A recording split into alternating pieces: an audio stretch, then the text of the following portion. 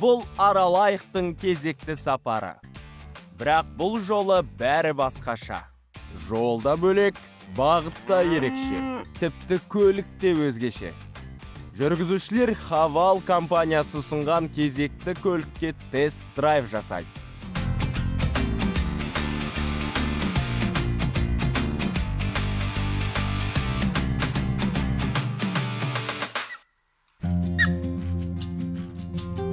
Бұл жолы қазақтың заңғар тұлғасы Әбіш Кекілбайұлы туған ауылына бет алды. Онда бұл жай ғана ауыл емес, бұл тарих сөйлейтін, рух сезілетін мекен. Ал бұл сапарда бізді қандай оқиғалар күтіп тұр?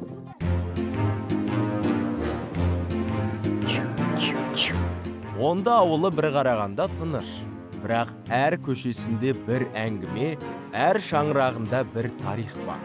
Мұнда уақыт баяу жүргендей. Ал адамдардың жүрегі кең. Әбіш атаның ізі қалған бұл жерде сөздің де, салттың да салмағы бөлек. Бұл жолы Самал мен Гүлзада бірге емес. Олар ауылды екі бөлек аралап, шынайы тіршілікті өз көздерімен көргісі келеді. Кешке бір нүктеде ағашты бұлағының басында кездесуге келісті. Сол уақытқа дейін әрқайсысын өз оқиғасы күтіп тұр. Гүлзада ауыл сыртына шықты. Оған қызықтыратыны ауыл адамдары қандай кәсіппен айналысады? Жауабы да күттірмеді.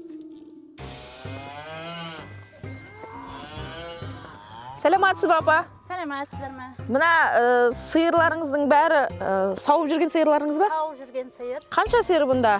Қазіргі таңда? 8-9 сиыр сауып отыр. 2 сиырды жібердік. Біз олар сәл үлкен болғасын. Я, енді қазір көріп тұрмыз, сүтпен шығып келе жатыр екенсіз. Ауылдарыңызға келдік. Сиырдың сүтінен, қош көрдік, сиырдың сүтінен енді ірімшік, прензі басатынды білеміз. Бүгін не істейін деп жатырсыз, мен көмектескім келіп тұр. Ірімшік дайындайық, прензі басайық. Жүріңіз бірге. Сиыр, сүт, тіршілік, еңбек. Ол сиыр сүтінен ірімшік жасап көрмекші. Бәрі оңай көрінгенмен қолына келгенде ше. Апа, бұнда қанша мал ұстап отырсыздар? Бұл жерде қазір сиыр сауып отырық. Ауылдан келіп қатынап сауамыз. Бұл жер далалық болғасын, өріс болғасын. Ауасы да күшті екен бұл жердің. Сиырға, малға жайлы, өрісі. Ойбай. Түйеміз қазір ауылда. Түйе бағасыздар, я? Түйеміз бар, сиырымыз бар, сауып отырған. Шүкір, жақсы, таза ауада бәрі керемет. Бақшамыздың қасында, далалық жерге ірімшік қайнату процесін көрсетейін сізге. Далада? Далада, я. Жарайды, кеттік. Жақсы. Бұл тек тағам емес, бұл шыдам мен тәжірибенің сынағы.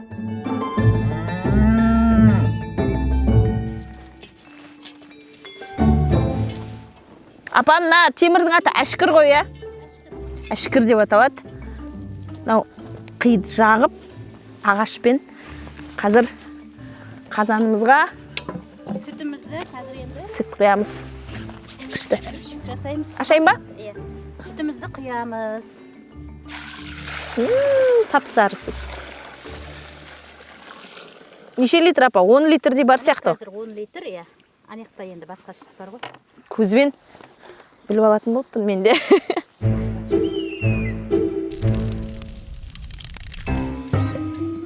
Ал Гүлзада, енді сүтімізді құйдық, ұйыттық. Енді бұл 2 сағаттай қайнайды. Бұған секер қосамыз ғой? Бұған сосын секер қосамыз. Енді осы новайлап қайнағанша бастырып қойған брензімізді кесіп, соны дайындай берейік. Қандай керемет. Біз қазір бұл да сиырдың сүтінен, я? Иә, бұл да сиырдың сүтінен жаңа ұйытып басқан. Қанша уақытта дайындалады бренздің? Брензі енді ұйуына байланысты тез ұйысы, тез нетеді. Ұйыт, сосын суын шығарып, қалтаға салып, таспенен бастырасың. Бұны да жаңа сауылған сүттен істейді ме? Бұны да жаңа сауылған сүттен жасаймыз. Бұны бүйтіп салып, сосын жаңағы нетеміз. Тұзбенен тұздаймыз, тұзға піссе. Қазір сонда бұл тұзды емес, дәмін көрсем бола ма? Тұзды емес. Мен дайын түрде ойлап тұрмын бұны. Жоқ, бұл дайын түр емес. Әлі дайын болған жоқ. Бұл енді андай сыр құсап тұрады да. Шынымен сыр сияқты. Сыр болады, иә. Енді бұған тұзбенен бұны нетеміз. Яғни үстіне тұз сеуіп тастайсыз ба? Иә, тұз сеуіп тастаймыз, өзінің суы шығып, әдемі болып, тұз сіңіп, тұзға піседі. Тұзға піскеннен кейін аласыз да, сосын шайыңызға салып, салаттарға қосуға да болады. Иә. Мен отыра алайын. Күшті қандай? Сонда бұл енді қанша уақыт тұрады? Бұны жауып қоямыз, 1 сағаттай да уже сіңеді тұзы. Көп емес сонда? Иә, көп емес. Ал бірақ өзін осылай тұзда тұра берсе, ұйыған кезінде қанша уақытта мынандай болып дайын болды? Ұйығанда жарты сағатта ұйыйды, сосын жарты сағатта бастырып ала қоясыз. Көп емес, яғни көп уақыт кетеді. Уақыт көп кетеді де, брензіге уақыт көп кетпейді. Ұйығанына байланысты тез ұйыса, тез нетеді. Енді осыны өйстіп, бүйтіп жауып қоямыз. Енді біз ірімшіктің піскенін күтеміз. Ірімшіктің піскенін күтеміз. Ал Самал ауыл ішінде. Ол дайын маршрутпен жүргісі келмейді. Өз қызығын өзі тапқысы келеді. Жаңағына жақсы еді. Осындай бір көлігім, тым болмаса бір велосипедім де жоқ. Сәлеметсіз апа. Сәлеметсіз. Қалайсыз, амансыз ба? Шүкір, жақсы. Қалайсыздар? Жақсы, шүкір аман. Апа, ауылдарыңызға келіп қалдық. Бір веліңізді көріп тұрмын, бір веліңізді бере тұрсаңыз, апа. Жұмысқа асығып бара едім осы. Жұмысқа? Иә. Жұмысқа сонда осы великпен барасыз ба? Осы великпен келем. Үйім алыс болғасын осы великпен. Үйде бала шаға бар дегендей. Енді шынын айтайын, әйел адамның велик айдап кеткен қызық болып тұр мен үшін.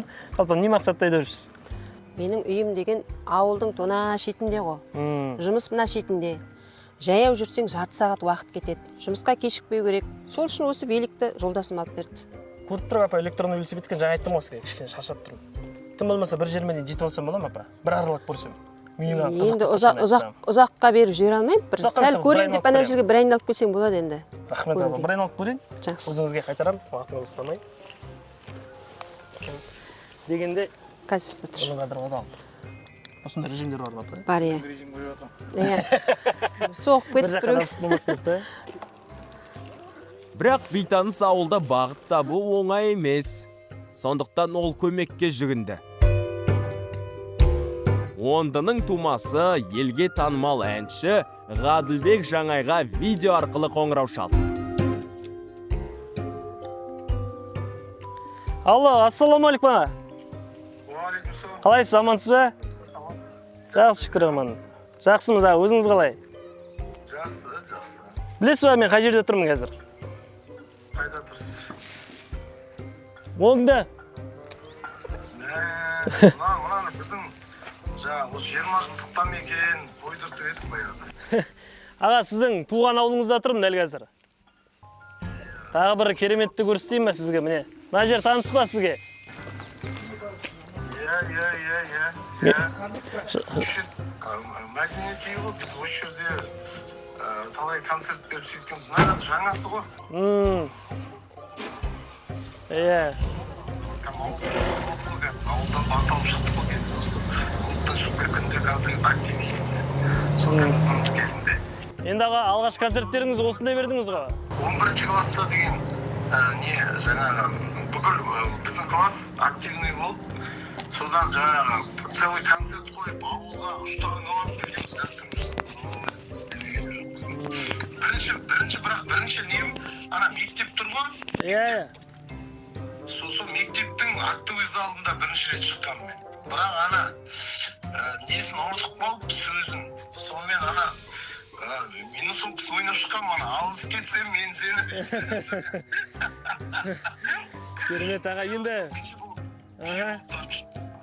Маңғыстау телеарнасы Аралайық бағдарламасы дәл қазір сіздің Онда ауылыңызда тұрмыз.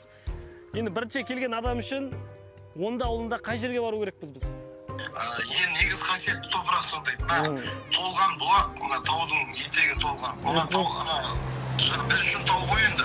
Жыра деп айтады ғой, біз сол жақта қой барып сөйтіп өскенбіз енді. Мына паркке барсаңыздар болады, мына мектепке барсаңдар болады. Мәдениет үйіне кіріп шығыңыздар. Сәл былай парктен былай оңға қарай біздің үй бар, біздің үйге барыңдар. Деген сияқты ғой. Кезеген үйіне барсаңдар, жаңағы құшақ жайып қарсы алады. Бір дүкен болу керек ауылда, қателеспесем. Мына дүкен болу керек, қателеспесем. Осы дүкен. Осы дүкеніміз бар. Тау жақта не бар аға енді ал? Тау жақта не бар? Мына ағашты дейтін сәл, мына Ондыдан сәл былайрақ жүрсеңіздер, бұлақ ағып жатыр, ағашты дейтін жер бар. Адамдар сол жаққа жаңағы ем алуға келеді, бүкіл Маңғыстау берісі, әр жақта осы. Сол мына жақта Онды лагерь болған, Онды деген жер бар. О жақта егін еккенбіз. О жақта да бұлақ ағып жатыр. О жаққа білер сәл не қылып жатырмыз деп. Ал былайынан негізі Онды былай таза, жақсы ауыл өте. Жаңағы сондай қыдыратын жер көп дегендей ғой. Жақсы, рахмет аға кеңесіңізге. Біз онда өзіңіздің ауылыңыздағы аралап саяхатын жалғастырамыз. Берген ақпаратыңызға рахмет аға. Аман болыңыз. Қош келдіңдер ауылға.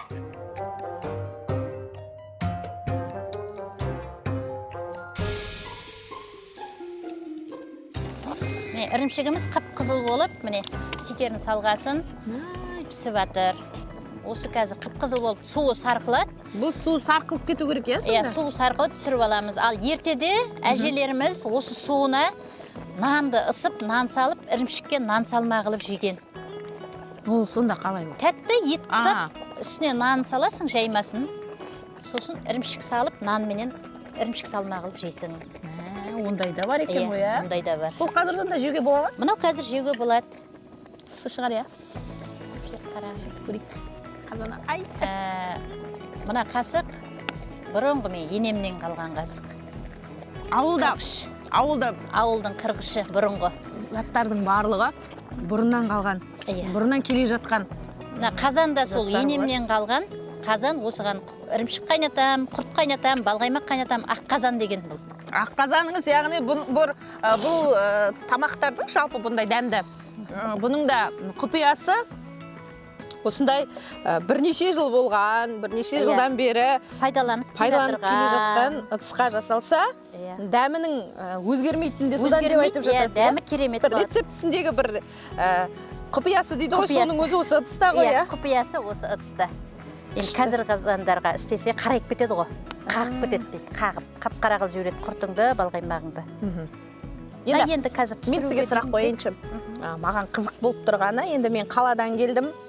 Менің білетінім малдың сүтіне жасалған осындай өнімдер қымбат. Иә, қымбат. Сіз ауылда бизнес жасап жатқан шығарсыз? Ауылда кішігірім бизнес жасаймын. Қаншада аласыз? Құпия болмасын. Жоқ, күніне деп сұрамай-ақ қояйық. Бір ірімшік, 1 килограмм ірімшік. Мысалы, 1 килограмм ірімшікті орта есеппенен, мысалы 5.000-нан келгенде, мысалы бір күнде 3 кило, 4 кило, 5 кило дай ірімшік дайындауға болады. 2-3 кило брензі қосып дайындауға болады. Оның үстіне қаймақ дайындаймын. Сиырдың сол үстіне? үстіне? Сиырдың үстіне қаймақ дайындаймын. Содан мысалы қаймақ ашып жатқан кезде, оны былғап, май қылып түсіріп аламыз. Сонда сиырдың өнімінен деген қарайған өнім пайдалануға болады. Және табиғи. Сосын кальций көп бұда. Белок көп, кальций көп. Пайдалы заттар.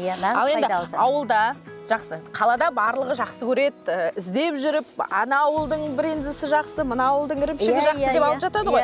Ал ауылда қай өнімге сұраныс көп? Осы сиыр сүтінен жасалған. Брензі мен ірімшікке, қаймаққа, майға да сұраныс күшті. Яғни сұраныс тоқтап қалмайды дейсіз. Тоқтап қалмайды. Сіздің бизнесіңізде жақсы жүріп жатыр. Керемет болады, жақсы. Бәрекелді, ісіңізге береке берсін дейміз. Ал біз ірімшіктің дайын болғанын күтеміз.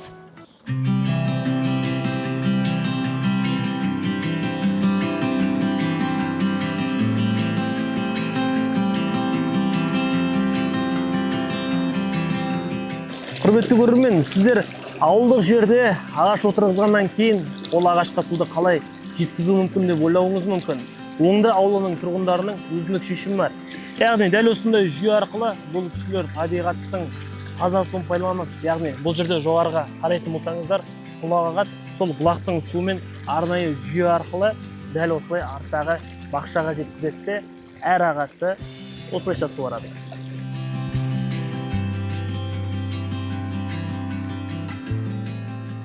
Ана жерде Гүлзада ауыл тіршілігіне еніп, ірімшік пісіріп жатса, менің қолымда өзіміздің дәстүрімізге сай талымыз бар.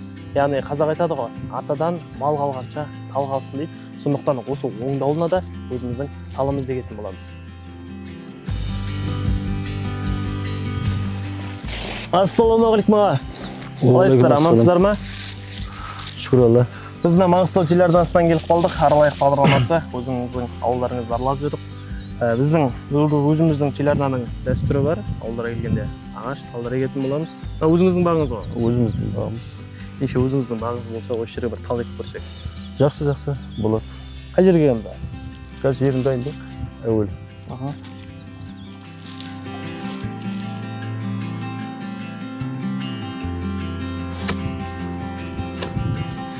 Енді аға, көріп отырық, жаңа өздеріңіздің арнайы бір салмаларыңыз бар екен. Соның барлығына табиғи бұлақтан келеді осы суы? Иә, табиғи бұлақтан, таудың арасынан келеді. Жалпы өзіңіздің жұмыстарыңыз бар, салманы арнайы істеген? Иә. Әуелде әкеміз бастаған жұмыс бұл. 94-95 жылы. Бақшаңызды көріп тұрып, үлкен бақша екен. Бұл жерде жалпы жеміс ағаштары ма әлде қандай ағаштар? Жеміс ағаштары көбі ерік. Ал, сосын енді берді біз алма, жүзім соларды отырғызып жатырық. Шынымды айтсам, сіздің салмаңыз әлі де өте қызық болып тұр ма? Жалпы белгілі бір жүйесі бар ма өзінің салмаңызды істеген кезде? Иә, жүйесі бар. Керемет аға, енді мына жерімізді қопарсақ, әкемнің сізге бір көмегім тисін. Есінде бардан да құтағына бір 2-3 рет қазып жіберейін. Жер қатты сияқты? Бұл жер қатты. Құрметті көрермен, біздің талымызға арналған жерімізді қазып болдық. Жеріміз қанша қатты болса да, ағамыз қазуға көмектесті. Ендеше талымыз дегейік.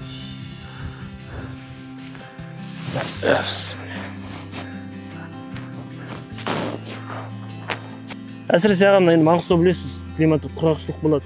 Өзі қалай? Енді ондай бұлақ жалпы мына қыстың қарына, жаздың жаңбырына қарайды. Мысалы қыста қар жақсы түссе, онда бұлақтың да суы көбейеді, деңгейі жоғары болады. Мысалы енді өзіңіздің жеке бір тәжірибеңізде болды ма? Мысалы бұлақтың суы жоқ, бұрынғы жылдар болды. Су тартылып, көп бұлақтар тартылып қалды. Қалай шықтыңыздар сол кезде? Енді оны жаңа суды жинауымызға байланысты ғой, сол далаға жібермей шама келсе. Яғни үнемдейсіздер? Иә, бұл судан енді осы халықтың малы ішеді. Сосын осы талымызға пайдаланамыз. Сол екі бағытта ғой. Рахмет аға. Енді дәстүрімізге сай бүгін талымызды еккен болатынбыз. Енді біраз уақыттан кейін айналып келген кезде Оңды ауылына еккен талымыз үлкен бір ағаш болып деп ойлаймыз. Мәуел баққа айналсын. Құрметті көрермен, біз Оңды ауылына талымызды еккен болатынбыз. Ендеше бізде алда қандай қызықтар күтеді? Бірге болыңыздар. Міне Гүлзада ірімшігіміз дайын болды. Түсі де 10 литр сүтке қанша мөлшерде секер салынады? Енді мен көзбен біз енді уже үйреніп кеткен, көзбен саламыз. Қанша кесейді? Ол құпия деймін да. Құпия. Бизнес құпиясы. Әне, көрдіңіздер ғой, айтқан жоқ апа. Оны малдың мәйегіменен ұйытады ғой, сүтті бірінші. Мына жерде таза ауада тасты қойып, тек 3 тасты. Астына қиын салып пісірген, мына иістің өзі күшті. Міне 10 литр сиырдың сүтінен 2 килограмм ірімшік дайындап аламыз. 2 килограмм шықты. Дайын. Ал Гүлзада, міне брензіміз де дайын. Міне суы шығып, тұзынан енді алып жіберуге болады. Көп уақыт өткен жоқ негізі. Иә, көп уақыт өткен жоқ, бір жарты сағаттай уақытта. Ірімшігіміз дайын болғанша, брензіміз уже дайын болды. Мынау енді ірімшігіміз. Бір сиырдың сүтінен 1 емес 4 өнім шығаруға болады екен. Брензі, ірімшік және қаймақ пен сүтті шығаруға болады.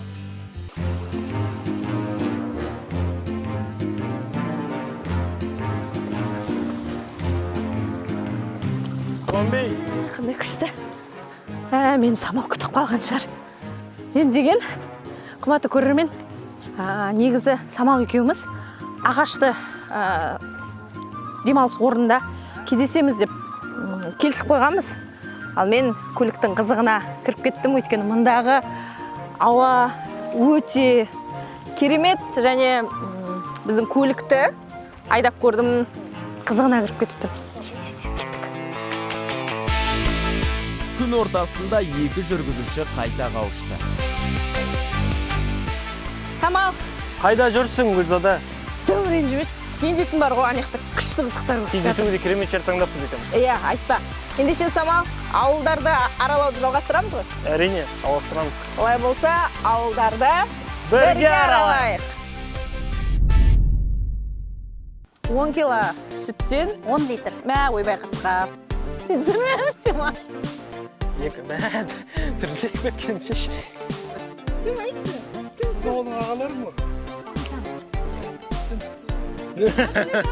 Не істейміз қазір? Бүйтіп айтыңыз, апа. Қазір біз енді таза ауада біріншісін айтпай қойық, ірімшік қой. деген мына жерде ғой, былай қарай түсіру керек қой негізі.